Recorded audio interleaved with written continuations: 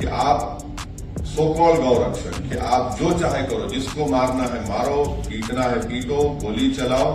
और हद तो ये है कि वो जो ग्रुप है, वो जो पर्टिकुलर ग्रुप है, उनका यूट्यूब पे सिल्वर बटन है। मैं देश के प्रधानमंत्री से पूछना चाह रहा हूं कि जब आप मुख्यमंत्री थे तो आपके बारे में बीबीसी ने 2 पार्ट का एक वीडियो सीरीज डाला, तो आपने अंग्रेजों के बनाए हुए गुलामी के कानून को इस्तेमाल करते हैं, उस पर बैन लगा दी यूट्यूब पर, फेसबुक पर। ये जो दंगाई है, ये जो टेररिस्ट है, टेररिज्म कर रहे हैं, उनका यूट्यूब से नहीं निकालते आप। सो कॉल्ड गौ रक्षक टास्क फोर्स जो बना दिया गया है, वो लोगों पर आतंक फैलाते हैं, मारते हैं, पीटते हैं, उनको कपड़े उतारकर घसीटते ले जाकर उस हर जगह वो बोलेरो दिखते हैं। देखिए, एक बात तो मैं बताना चाहूंगा कि जब आइंदा साल लोकसभा के इलेक्शन होंगे, हम तो औरंगाबाद की पार्लियामेंट की सीट तो लड़ेंगे क्योंकि हमारा सिटिंग एमपी है और इंशाअल्लाह ताला वो कामयाब भी होंगे।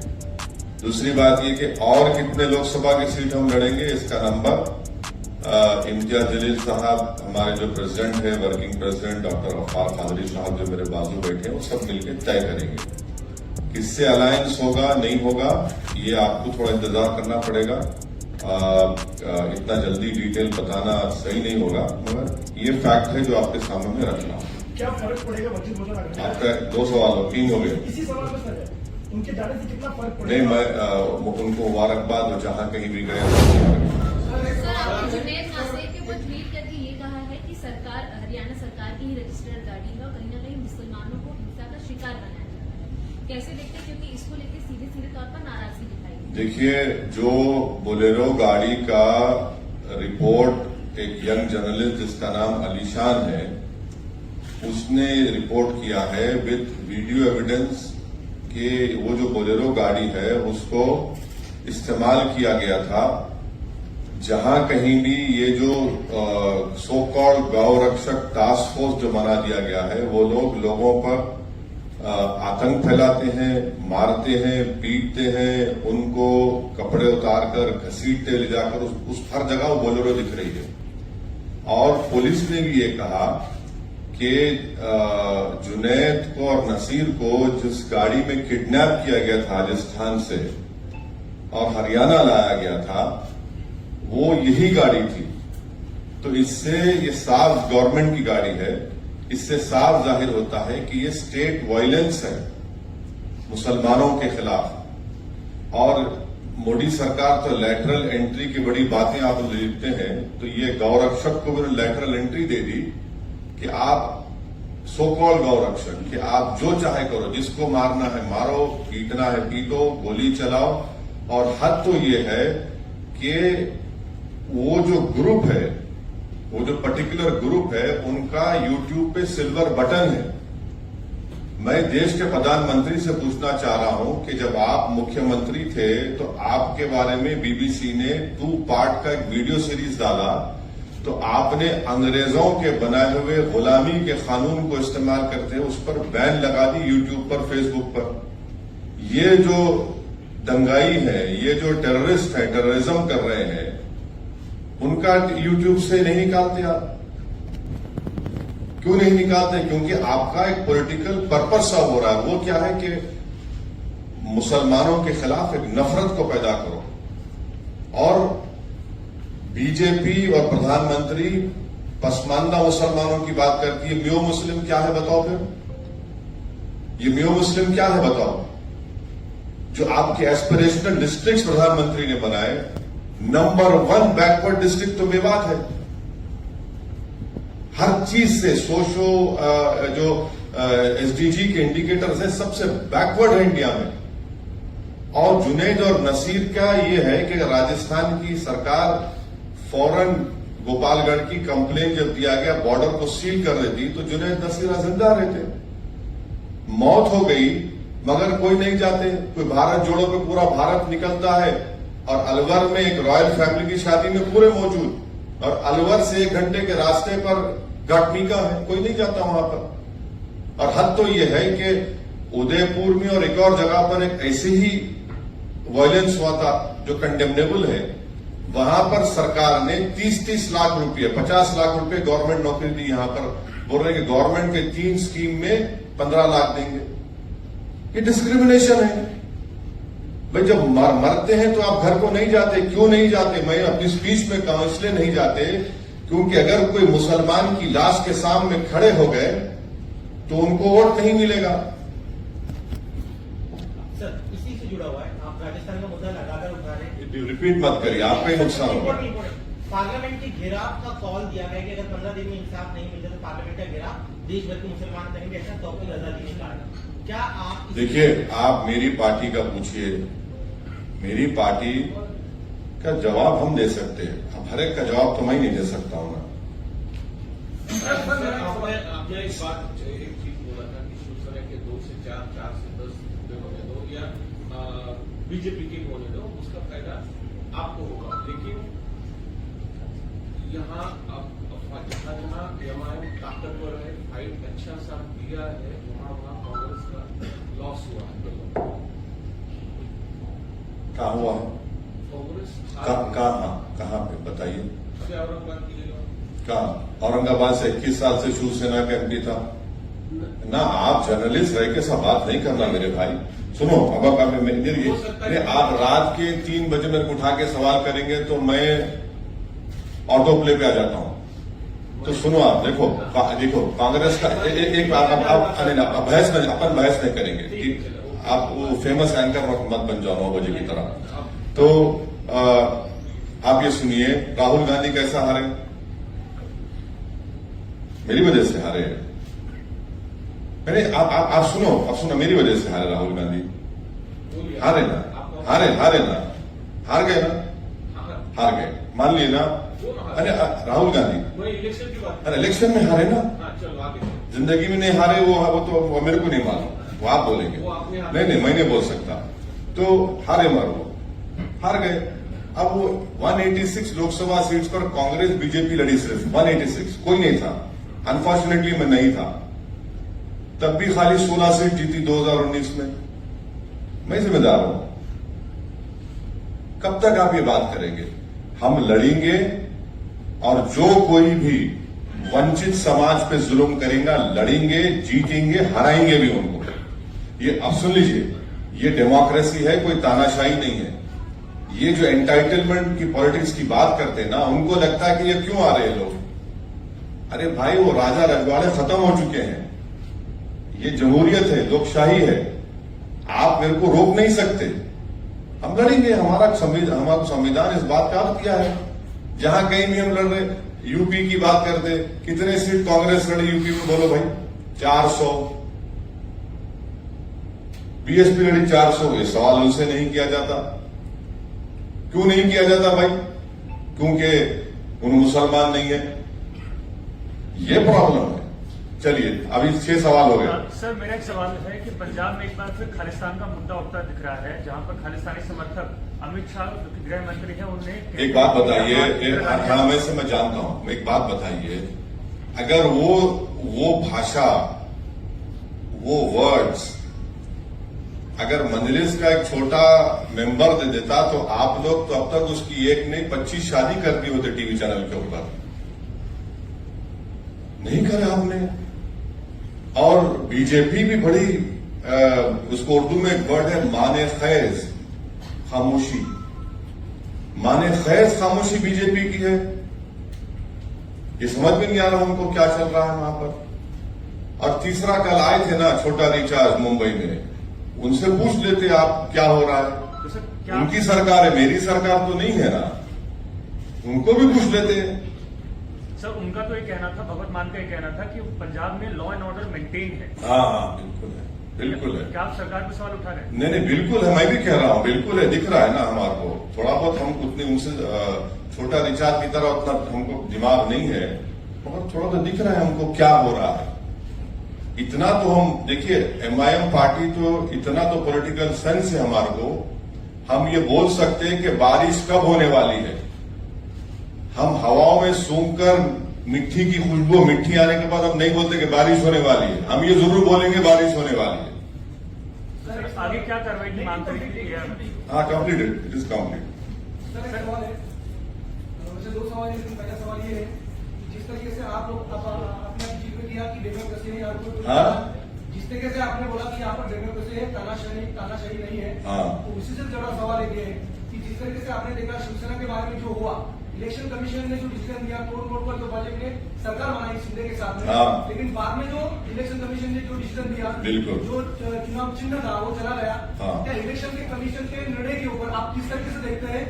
ये पहला सवाल। और दूसरा सवाल ये है, हाँ, बोलिए दूसरा सर। सवाल ये है कि आपने देखा कि कल उद्धव ठाकरे से अरविंद केजरीवाल मिले, जैसे कि सब लोग अभी बोल रहे हैं कि छोटी छोटी रीजनल पार्टियां एक साथ आकर अच्छा। बीजेपी से लड़नी चाहिए, तो आपका एजेंडा क्या है?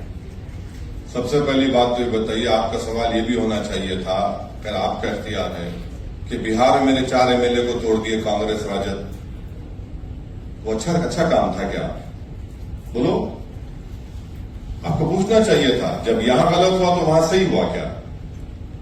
क्योंकि ये सेकुलरिज्म के ठेकेदार हैं, ये चंगेज खान की तरह काम करेंगे तो नहीं, वो उनको चंगेज मत बोलो। यहां पर होगा महाराष्ट्र में तो चंगेज हैं जो भी कर रहे हैं। अरे भाई, चंगेज दोनों जगह पे होता है ना, एक जगह कहां होता है? दोनों जगह होता है। सर, डॉक्टर उदित राज जी का कहना है कि अगर मोदी जी आपकी राजनीतिक कब्र न खुदी तो देश की खुद जाएगी। कौन बोले ये? डॉक्टर उदित राज है, आईएनसी से है, कांग्रेस पार्टी। क्या बोला उन्होंने? उन्होंने कहा कि अगर मोदी जी आपकी राजनीतिक कब्र न खुदी तो देश की खुद जाएगी, दोनों में से कुछ एक जरूर होगा। नहीं, मैं तो इस पे नहीं बोल सकता मैडम। मैं खबर बनाने का एक्सपर्ट नहीं हूं, मैं जिंदा रखने वालों में का एक्सपर्ट हूं। अब जिसकी खबर बनेगी उन्हें फूल चढ़ाएंगे, मैं नहीं बोल सकता इस बारे में। बात हो रही है, नहीं, दोनों दिया मैं। आप, एक सवाल का भी जवाब है, इलेक्शन कमीशन के डिसीजन के ऊपर मैं दोनों दिया हूं ना, मैं दोनों दिया हूं, दूसरा जवाब था कि मैं दोनों दिया हूं। आपको पसंद नहीं आया तो कबूल कर लो आप। मैं आपकी जरूरी नहीं है कि आपको मुतमईन करके जाऊं। रीजनल पार्टी के ऊपर एक्टिविटी हाँ, ठीक है। जब चुना, हम पहले ही इंट्रोडक्शन में आपने सवाल किया था, उसका जवाब दिया हूं। आप अटेंशन नहीं है, बोलिए। मेरा सवाल ये है कि लास्ट महीने भी और इस महीने भी वाशी में, जहां नवी मुंबई में सकल हिंदू समाज की एक मोर्चा होने वाली, लव जिहाद और गौ स्लॉटर को लेकर, तो इसके बारे में आपका क्या बोलना? ये उनको चाहते हैं लॉ महाराष्ट्र में जिले जिले में ऐसा हाँ, नहीं, ये तो है ना। इम्तियाज साहब ने बोला कि शेतकारी संगठन के लोग वो जो किसान खुदकुशी कर रहे, उस पर कोई धरना प्रदर्शन नहीं होगा। नौजवानों का बेरोजगारी उनका मुकद्दर बन चुका, उस पर कोई बात नहीं करेंगे। पर किस पे बात करेंगे? इन मुद्दों पर, ताकि पूरे माहौल को गर्मा के रखे, एक पोलराइजेशन होता रहे, गंदगी फैलती रहे, और पूरा बीजेपी और आरएसएस, यहां की सरकार उसके पीछे है। इसीलिए उसमें इस तरह के स्पीचेस किए जाते हैं। और सुप्रीम कोर्ट ने भी उसका नोटिस लिया है। सुप्रीम कोर्ट ने कह दिया कि 100 मोटो एक्शन, तो देखते हैं 100 मोटो एक्शन लेंगे नहीं लेंगे। तो बिल्कुल इनका एजेंडा है, यही तो एजेंडा है उनका। सर, मेरी तरफ से एक आखिरी सवाल। मध्य प्रदेश में ये कहा जा रहा है कि मदरसों के अंदर योग होना चाहिए, जैसे किसी भी शैक्षणिक संस्था के अंदर योग होता है, वैसे मदरसों के अंदर भी होना चाहिए, जो कि मध्य प्रदेश के कई मदरसों के बच्चों ने इसको अपोज किया है कि हमारे इस्लाम में योग की कोई प्रथा नहीं है, और न कि ये किसी शैक्षणिक संस्था के अंदर कंपल्शन होना चाहिए। देखिए, जो मदरसा खोलते हैं ना, वो आर्टिकल 30 के तहत, फंडामेंटल राइट के तहत खोला जाता है। अब उसमें आप मेरा फंडामेंटल राइट मुझसे नहीं छीन सकते आप। वो मेरा फंडामेंटल राइट है, वो सरकार को समझने की जरूरत है। जब मैं इसको आर्टिकल 30 के तहत खोलता हूं तो आप कैसा किसी को फोर्स करेंगे? सर, मेरा एक सवाल है कि मुंब्रा में जो है आपने कहा कि हर जगह हम लोग ताकत से लड़ने की कोशिश करते हैं, हम लोग वहां पर लड़वा रहे हैं। आपके 2 बार एमएलए वहां पर लड़ने की कोशिश किया, एक एमएलए तो आपका जो है वो छोड़कर पार्टी चला गया। तो आगे जैसे आपने 2 बार देखा कि ऐसा हुआ है, तो 3rd टाइम आप कैंडिडेट चुनेंगे, तो आपने क्या उसके लिए एजेंडा तैयार किया गया है? तो वो जो कहावत है ना, दूध के जले छाछ को भी फूंक फूंक कर पीते हैं, तो हम दूध के जले हुए हैं। इंशाल्लाह पूरी कोशिश करेंगे कि जमीर फरोश, कफन चोर, बेईमानों को टिकट नहीं देंगे। सर, एक सवाल और है कि 2014 में जो है पुलिस कभी भी आपको कहीं भी परमिशन देना नहीं चाहती, हमेशा रोका जाता है। पर 2014 में आपको जिस तरह आप हैदराबाद में घर घर जाकर जैसा आप ट्रेन चलते हैं, उसी तरह आपने मुंब्रा में भी कोशिश की थी नहीं, मुमरा में नहीं हुआ। सर आपको परमिशन भी मिली थी 2014 में, मगर आप होटल में रुके रहे, मगर आपको नहीं गलत बात क्या है। वजह थी? नहीं गलत बात है। 2014 मुमरा में मेरे को परमिशन नहीं मिली। अगर मिलती तो मैं बराबर आता। मैं तो कहता हूं कि अल्लाह ने मुझे पैरों में मेरे पहिए भी पैदा किए हैं, तो चलने का मेरे को बहुत शौक है, मगर परमिशन नहीं मिली। और जब मिलेंगी इंशाल्लाह मिलेंगी, मैं जाऊंगा ना। अभी तो हम इसीलिए मुमरा में ही कर रहे हैं सब चीजें, क्योंकि एक महाशय हैं, उनको बहुत आसमान पे उड़ते रहते हैं। वो समझते हैं कि कुछ भी कर लेंगे, ये हम करेंगे। सर संयुक्त विपक्ष की बात होगी, जो नहीं रेजोल्यूशन की बात पे क्या कहना आपको? संभव डिमांड किया है हिंदू परिषद और बजरंग दल बैन होना चाहिए। कौन? आईएमसी। हाँ, आईएमसी क्या आईएमसी क्या है? इतिहाद मिलत कौंसिल। मैं नहीं जानता कौन सा ऑर्गेनाइजेशन। अरे उनसे पूछ लो भाई, मेरे को क्यों पूछते? मेरा असल में 2024 के लिए संयुक्त विपक्ष की जो बातचीत हो रही है, उसमें आप कितनी संभावना देखते हैं, या फिर आप किस तरफ खड़े हैं? अच्छा, आप उनसे बात करा दीजिए ना हमारी। आप हम चलो, मैं आपको इसके आ जाऊँ, चलो बात करो। आपको भी देता हूँ मैं। आपको संभावना नहीं, आपको देता हूँ जिम्मेदारी। चलिए बात कराइए ना। हम तो बहुत बात करा दीजिए। अब मैं तो बोल रहा हूँ बात करा दीजिए। अब वो बात नहीं करके आप लोग चलाते, वो टीम फुला टीम ऐसा टीम। अरे वो बात करा दो ना। सर ठीक है सर लेकिन एक सवाल उससे जुड़ा हुआ एक सवाल है, आप उसका जवाब नहीं देना चाहते, लेकिन ये जवाब तो दे दीजिए कि अगर रीजनल पार्टी एक साथ आती है तो क्या बीजेपी को टक्कर दे सकेगी? क्या अगले चुनाव में? एक बात सुनिए, एक बात सुनिए। तेलंगाना में 2014, 2018 के असेंबली इलेक्शन में बीजेपी कैसा हार रही वहां पे? आपको सोचना पड़ेगा। 2014, 2018 में बीजेपी को हरा दिए, बीजेपी नहीं जीती वहां पर। अब इस साल दिसंबर में होंगे, नहीं जीतेगी बीजेपी इंशाल्लाह तेलंगाना में। इसका क्रेडिट थोड़ा तो हमको दो। आटे में जितना नमक डाल उतना तो क्रेडिट दो मेरे को। इतना तो दिल बड़ा कर लो, उतना तो दो। आपको नहीं बोल रहा हूं, आपको नहीं बोल रहा हूं। मैंने आपको क्यों बोलूंगा? मेरा आप मेरे दुश्मन है क्या पर्सनल? आप जर्नलिस्ट है, अपना काम कर रहे हैं आप। सर मेरा सवाल होगा कि शिवसेना टूटने के बाद कई सारे जो पार्टियां हैं वो उद्धव ठाकरे के पास पहुंच रही हैं। आप भी मुंबई पहुंचे। कितनी पार्टियां हैं जो उनके पास पहुंच रही है, उद्धव ठाकरे से मुलाकात करने पहुंच रही है? कल आम आदमी पार्टी पहुंची, उससे पहले सपा पहुंची थी, तो क्या आप वैसे भी पहुंचने वाले हैं उद्धव ठाकरे से मुलाकात करने? सिंपैथी है? नहीं सर, मैं क्यों पहुंचूंगा? मैं जनता के दरवाजे पर पहुंचूंगा। मैं गरीब के घर पे जाऊंगा, मैं जुनैद नासिर के घर पे जाऊंगा। विशालगढ़ में जो परसों दरगाह के सामने शिवरात्रि के दिन जो पटाखे दरगाह की तरफ मारे गए, मैं उस दरगाह के पास जाऊंगा। जिस पे जुल्म हो रहा है उसके पास जाऊंगा मैं। और जो लोग खामोश बैठे हुए हैं वो क्या बोलेंगे फिर? वो तो बोलना चाहिए ना उन लोगों को, कुछ नहीं बोलते। देखते हैं क्या आपका क्या सवाल था? आपके घर पर हमला किया गया दिल्ली में, उससे हाँ। पहले गोलियां चलाई गई थी, आपको लगातार आपको ऐसा है ना, ये नामर्द लोग हैं, इनको हिम्मत नहीं है, तो इनको लगता है कि मेरे घर पे आके तो पत्थर मारेंगे। मैं इन लोगों से बोलूंगा कि बेटा नेक्स्ट टाइम जब तुम आएंगे मेरे को बोल के आना, मैं रहूंगा घर पे, जब पत्थर मार के दिखाओ। अरे क्या है ये? अच्छा आपको मालूम कि मेरे जैसा ये कैमरा है ना, ये कैमरा, वो दीवार उधर दिल्ली पुलिस का हेडक्वार्टर है, बाजू मेरा neighbour election commission of India है। वो क्या हो रहा है? ये एक हाई सिक्योरिटी जोन में 4 मर्तबा हो चुका है और ये तमाशा देख रहे हैं। तो इससे आपको समझ में, आप देश देख रहा है इन चीजों को। तो खैर देखिए, मेरी जान की कोई अहमियत नहीं है, आप और हम जाएंगे इस दुनिया से, मगर जो आप जो चीज कर रहे हैं, लम्हों ने खता की सदियों ने सजा पाई का मामला हो जाएगा। हो गया ना? नहीं सर, लास्ट प्लीज अधिवेशन के बारे में आपके हो गया अधिवेशन का आपको बोल दिया ना, शुरू में बोल दिया अधिवेशन। देखिए एक बात तो मैं बताना चाहूंगा कि जब आइंदा साल लोकसभा के इलेक्शन होंगे, हम तो औरंगाबाद की पार्लियामेंट की सीट तो लड़ेंगे क्योंकि हमारा सिटिंग एमपी है और इंशाअल्लाह ताला वो कामयाब भी होंगे। दूसरी बात ये कि और कितने लोकसभा की सीट हम लड़ेंगे, इसका नंबर इम्तियाज जलील साहब, हमारे जो प्रेसिडेंट है, working president doctor Gaffar Qadri साहब जो मेरे बाजू बैठे हैं, वो सब मिलकर तय करेंगे। किससे अलायंस होगा नहीं होगा ये आपको थोड़ा इंतजार करना पड़ेगा। इतना जल्दी डिटेल बताना सही नहीं होगा, मगर ये फैक्ट है जो आपके सामने रखना। क्या फर्क पड़ेगा वंचित बहुजन आघाड़ी? आपका 2 सवाल हो, 3 हो गए। इसी सवाल में सर उनके जाने से कितना फर्क नहीं, पड़ेगा? मैं उनको मुबारकबाद, जहां कहीं भी गए उनको मुबारकबाद।